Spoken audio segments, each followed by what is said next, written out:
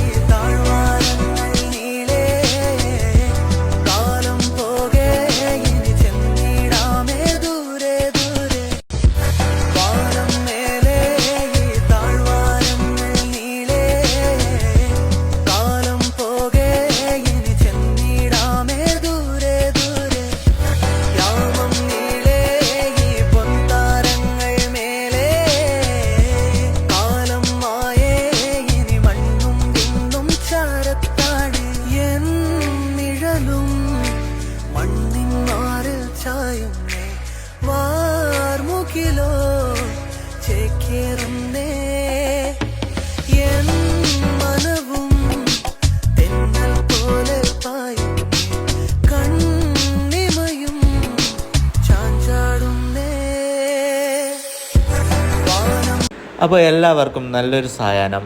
തിരിച്ചു കയറിയപ്പോൾ സുന്ദരിയായൊരു പൂച്ചക്കുട്ടി കടലിലേക്ക് നോക്കി ഒറ്റയ്ക്കിരിക്കുകയാണ്. കുറച്ചു നേരം അതിനെയും കൊഞ്ചിച്ചിട്ട് ഞങ്ങൾ അവിടെ നിന്ന് പോയി.